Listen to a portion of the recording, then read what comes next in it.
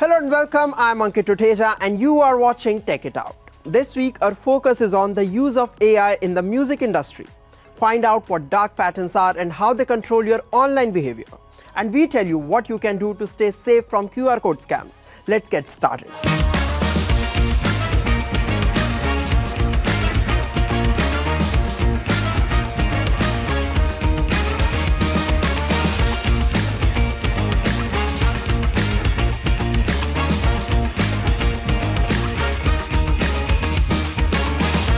Artificial intelligence has changed the music industry. Musicians are not shying away from embracing AI as a creative ally. They are using it to write songs and compose music tracks. As a result, the use of AI has become a topic of debate in the music industry. Some think AI has the potential to kill music, while others are of the opinion that it could lead to a new era of creativity. We get you more information in this report. Using artificial intelligence to make music is a topic that has divided opinions in the industry.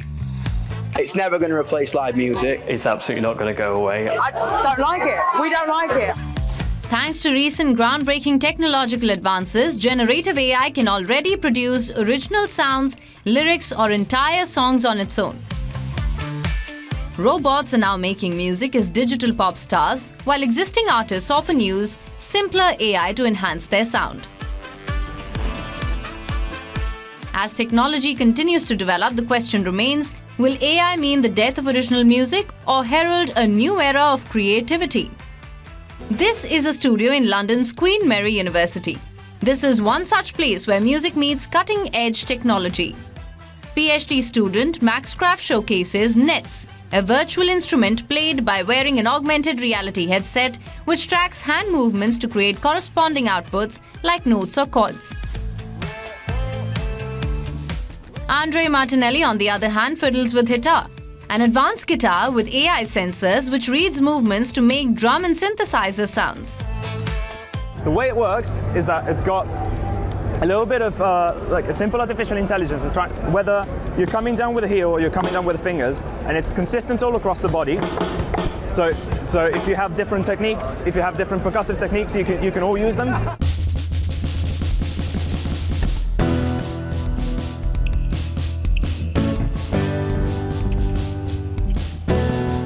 While artists have used technology for creative purposes since the 1950s, the use of AI like Nets and the Hitar could be the newest tools to experiment with music. Youngblood, a UK alternative rock artist, believes AI could be a tool for his music.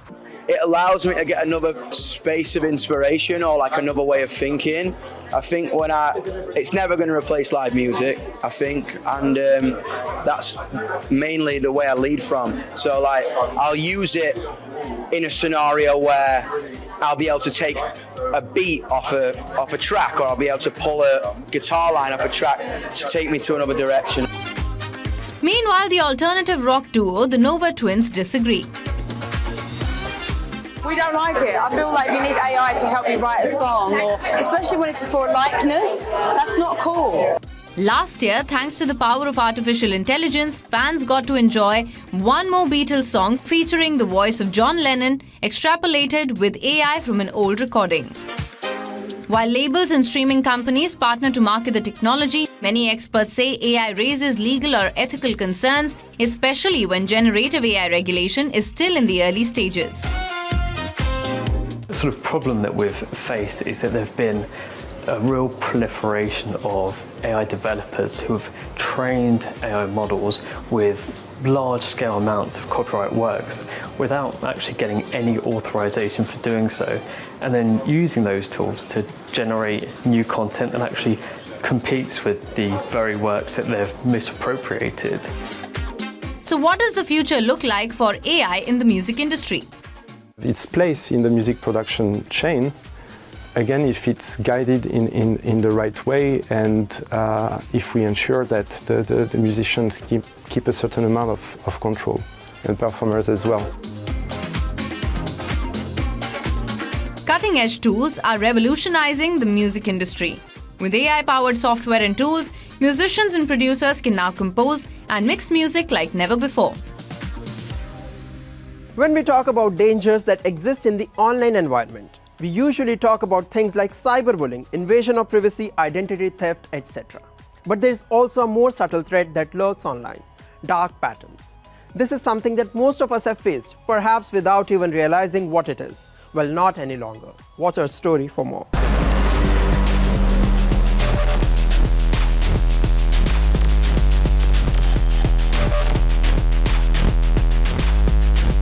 We browse dozens of websites on the internet every single day to chat, socialize, order food, and shop online.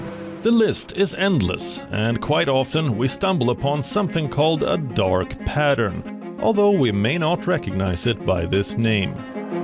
Deceptive practices are built into websites to manipulate people's digital behavior, and these are called dark patterns. What we mean is that sometimes you are tricked online when you visit a website. Here are a few examples that will help you recognize dark patterns. The use of a countdown timer that is irrelevant to an offer expiring. Hiding fees or costs that are not disclosed up front.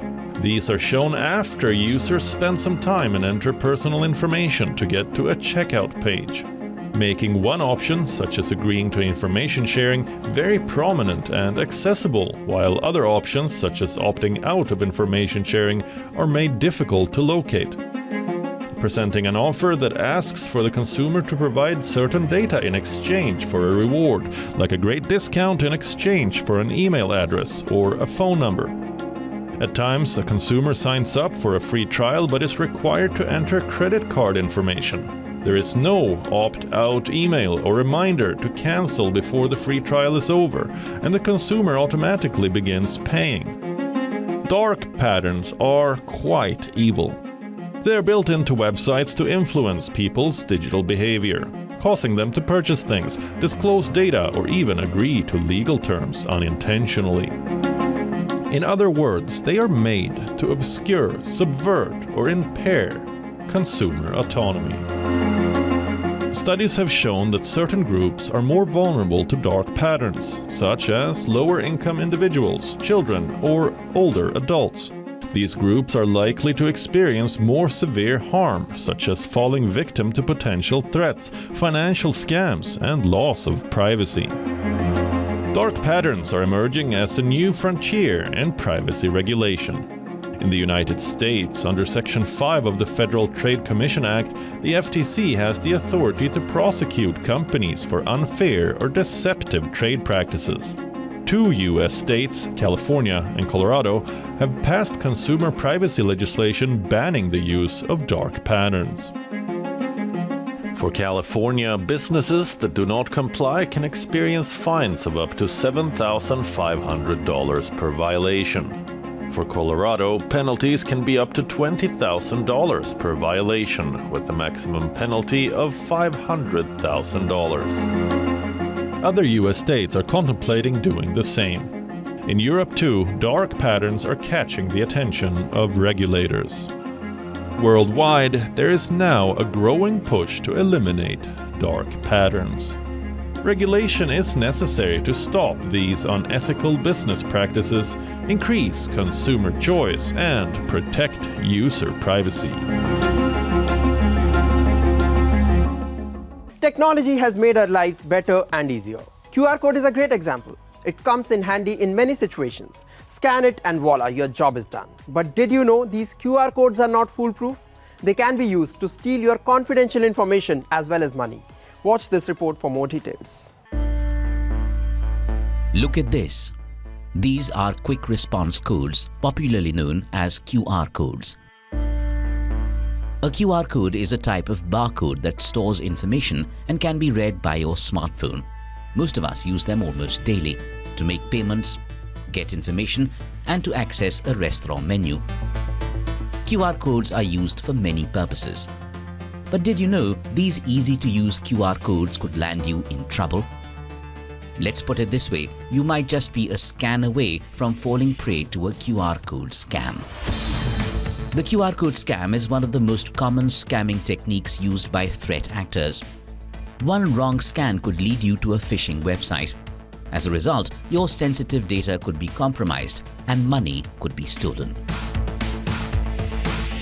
According to the US Federal Trade Commission, hackers direct users to harmful QR codes in deceptive ways. The QR code scams are on the rise in India as well. Such scams can take place in various ways. Miscreants place their own QR codes on top of legitimate codes or parking meters or local shops. Cyber criminals might send you an email or message on social media containing a QR code. Scanning it will lead you to a page that prompts you to fill in your personal data or login credentials. The requested data might include sensitive information like your online banking details. All the information that you enter will be sent straight to the attacker, and then he can do whatever he wishes with that information. The QR code can also be used to install malware on the victim's phone. Malware is a malicious program that is illegally installed on devices to steal, control, or damage data. So what can you do to stay safe from such scams? Firstly, avoid scanning random QR codes. Make sure they are from trusted sources. If you scan a QR code in a public place, inspect the URL before you open it. Look for signs of tampering. See if there are any misspelled words or typos. Secondly, after scanning a QR code, if the site asks for a password or login information, be suspicious. Thirdly, do not scan QR codes received in emails or text messages, especially if it urges you to act immediately. Call the sender to confirm. Fourthly, some scammers physically place their own QR codes over legitimate ones. Cross-check the account details that appear in your app with the account holder you are sending the amount to. Last but not least, ensure that your phone is protected with the latest version of security software. It can protect you from malware attacks.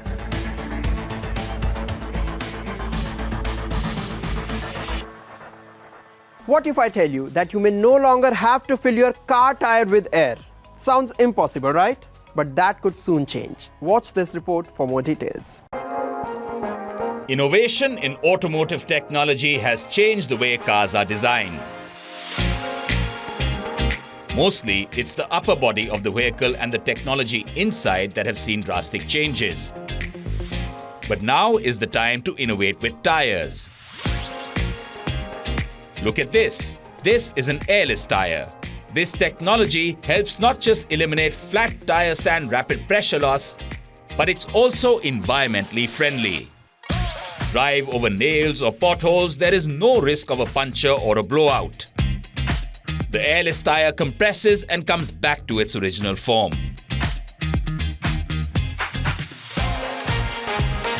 French tire leader Michelin is among the world's few companies that design and create airless tires. It is designed with a revolutionary structure that is capable of supporting the vehicle. One important question that comes to mind is, how does this technology work? Airless tires use strong interlaced spokes that surround the wheel. They are produced to have a mesh-like structure that can flex and change shape as the car drives and goes over bumps. These tires are already used on small vehicles such as golf carts and lawnmowers. Michelin claims that these airless tires are now viable for commercial use as well. On va l'appeler, c'est un pneu innovant parce que c'est un pneu qui It's an innovative tire because it's a tire with the particularity that there's no air inside, so you still have a tread, which allows you to grip the road, brake, etc. And the tire is made up of an aluminium rim, to which CVR or glass resin composite ribs are bonded. A belt that holds all these ribs in place so that they remain in the correct position, also made of CVR. And finally, the tread, which is the traditional tread found on a normal tire. Airless tires guarantee driving comfort. They are also said to be durable. But there are also downsides. Due to their high suspension capabilities, airless tires can absorb the impact of tricky terrain, which can create a rougher ride. Also, due to their durability and the materials needed to make them, these tires will be a lot more expensive to buy. What's more important is how regulators look at this new innovation and what they decide. It's a story that most of us can relate to. You may have seen videos of people giving free hugs to strangers. Videos that feature people paying for someone else as an act of kindness. It feels nice to watch such content on social media. But these soul-stirring acts have an ugly side too. Here is more.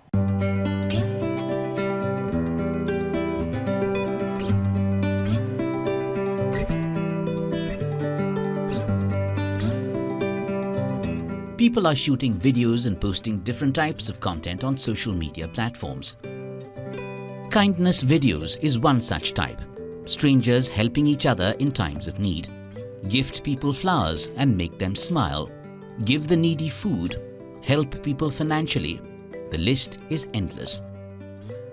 These are heartwarming clips that feature acts of generosity, empathy and compassion. It feels nice when we watch such videos. What's in it for creators? Great views. TikTok in particular has become a hub for such content. Hashtags like #randomactsofkindness, #helping-others, #kindness, #positivity are getting millions of views online. But there's more to these videos than meets the eye. Like it or not, there is an ugly side to this feel-good content. One major issue with this trend is that they are performative. They are staged. This leads to a culture where the focus is on the spectacle rather than the act itself. Many content creators these days perform kindness acts solely to gain traction on their videos. More views on YouTube means more money. Also, there are concerns about the privacy rights of those involved in these videos. Some feel uncomfortable or violated by the sudden attention they receive from strangers. In fact, some individuals are unaware of their participation in these videos. They have no idea that they're being shot by a hidden camera. In some cases, their personal information such as their name and location is also shared online without their consent. Sometimes such photos and videos are used out of context and people featured in them become a meme material. These videos could be problematic, more so because content creators can exploit vulnerable groups. While kindness videos may appear to be a positive force for change, they also have a dark side that usually goes unnoticed. We have got you a lot of interesting tech stories, but there is a lot more that's happening in the larger technology landscape. Here is a quick wrap of all the latest developments. In a few months, Indian motorists can soon enjoy a toll-free ride on national highways. The government is planning to replace the highway toll plazas with a GPS-based toll collection system. Why? The aim is to reduce traffic congestion and provide a smooth, toll-free ride for motorists. Nitin Gadkari, India's Transport Minister, announced the plans to launch a GPS-based toll collection system on national highways in addition to FASTags. The new systems will have an automatic number plate recognition system and use cameras along the highways to detect the number plate when the car is in motion. In other words, the vehicle doesn't have to stop at toll gates for payments. The system will automatically deduct the amount based on the distance traveled by the vehicle. That's not all. The new toll system will be economical too. The GPS-based system will automatically measure the distance covered and will calculate the toll amount accordingly. Before FASTags, the waiting period at toll plazas used to be as much as 8 minutes. FASTags reduced it to just 47 seconds. And now, the Indian government wants to reduce the 47 seconds waiting time as well.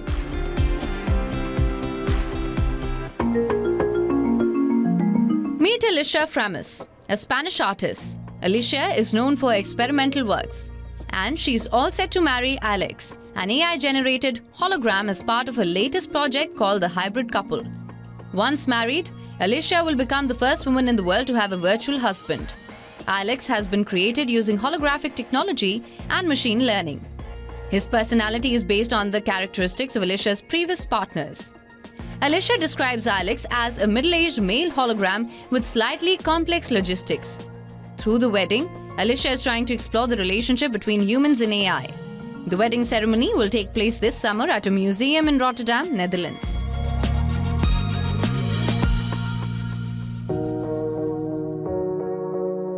Women in China are turning to AI boyfriends to avoid the complications of real-life dating. The AI companion app, WION Talk, has gained traction among Chinese women who feel that virtual men provide more emotional value and can help end their loneliness. Women who've been dating virtually for months have also developed a deep connection with their AI boyfriends. I don't think any of the companions or the lovers in real life are perfect. But I can create the intelligent agents according to my preferences. I can define their personalities and experiences and the kind of storyline I can develop with them. So I think they've given me a lot of emotional comfort during my free periods at school. Some factors that appeal to the young women in China include the 24/7 availability of AI men, the ability to define personalities of the virtual dates, customized emotional support depending on the kind of experience or circumstance a woman is going through, and most importantly, little trouble or relationship complications with the AI companion. Some users may see this AI world as a real existence, and they may regard these AI agents as their true lovers and progressively develop deep relationships with them. A user said that she had been speaking with an AI for about as long as a year, and they had gradually increased the depth of their connection.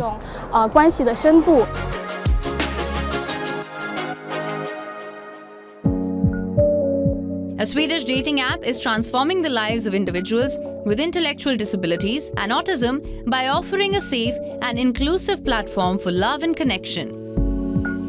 The app is designed exclusively for people with autism or mild intellectual or cognitive disabilities.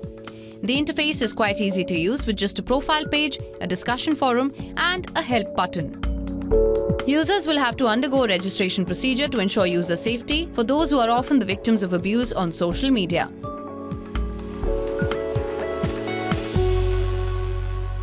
Well, that's all we have for you in this episode of Tech It Out. We will continue to bring you exciting inventions and updates on the latest gadgets. I will be back soon. Until then, keep watching WION World is One. And yes, don't forget to follow us on social media. For now, it's me, Ankit Tuteja, signing off.